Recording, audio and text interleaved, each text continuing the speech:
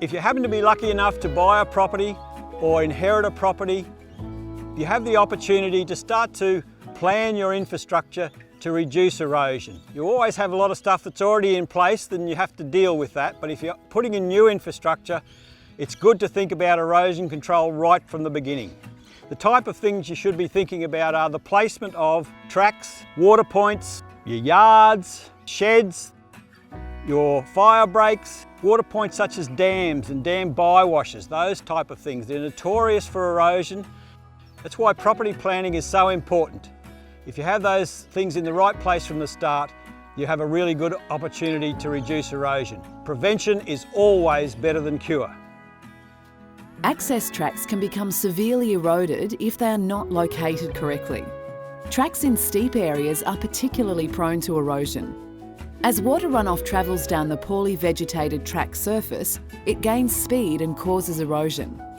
The best location for a track, whether formed or not, is along or close to the top of the main ridge. By placing your track on the ridge, it will accumulate less water and dry out faster after rain. So fence lines and access tracks are essential in creating your business, a grazing business. When you are looking at that, it's really important to look at what sort of erosion prevention you can do while you're planning those sort of bits of infrastructure.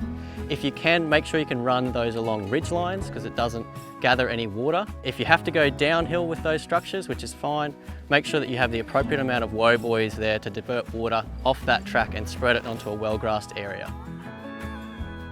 When you're going across the landscape, if you have to run across the hill, make sure you run on the contour, and if you can create your road just on a slight incline so that water shedding from the higher point in the catchment runs off the road in a level way down the rest of the hill without concentrating water down the track.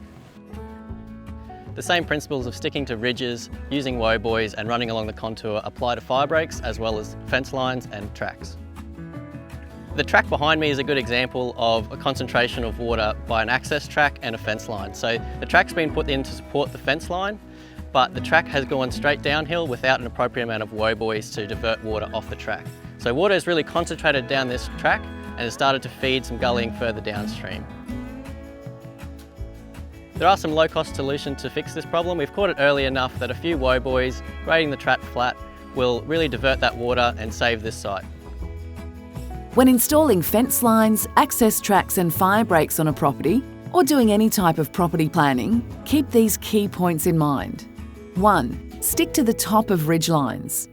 2. When going downhill, make sure you are diverting water off the track using woe buoys. 3.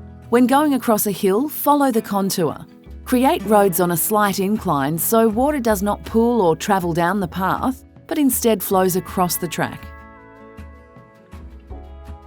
So the two most important parts of when you're thinking about putting water points in is your distance between water points and your location of a trough. So it's not on a sensitive area near a riparian area or a gully, it's out in the middle of the paddock. Cattle are really lazy. Evenness of grazing pressure, they only walk about 400 metres max. Okay, and then you start to see patchy grazing. What you want to do is see an evenness of grazing pressure throughout your property so you know that you're utilising feed and not overgrazing areas. So the distance between water is really important for that. When you're planning your property, it's very important to consider all your infrastructure carefully. One of the key ones is fencing. When you're looking at fences, they can create erosion or they can reduce erosion. When you're fencing to reduce erosion on a property, it's useful to look at your land types. Riparian areas, different land types like box country, brigalow country, ironbark country, granite country, so that you can delineate those areas and manage them separately so you can keep good ground cover at all times. When it comes to property planning, there is no one design that suits all. Each property is unique. Historical decisions, catchment size, land types, business goals and existing infrastructure ensure all properties face different challenges. Therefore, a design must be customised to suit the property's lands and business needs.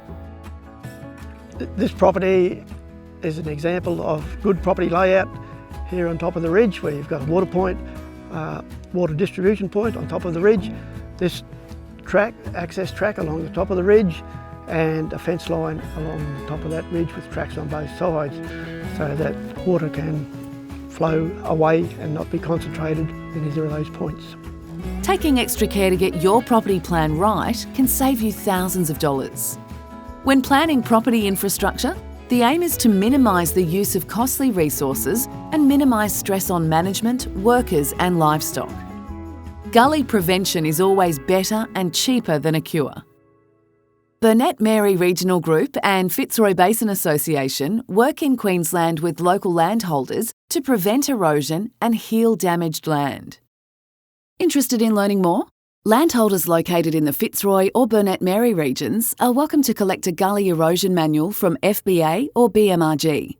The manual includes detailed information to help you adopt best practice prevention and rehabilitation methods on your property.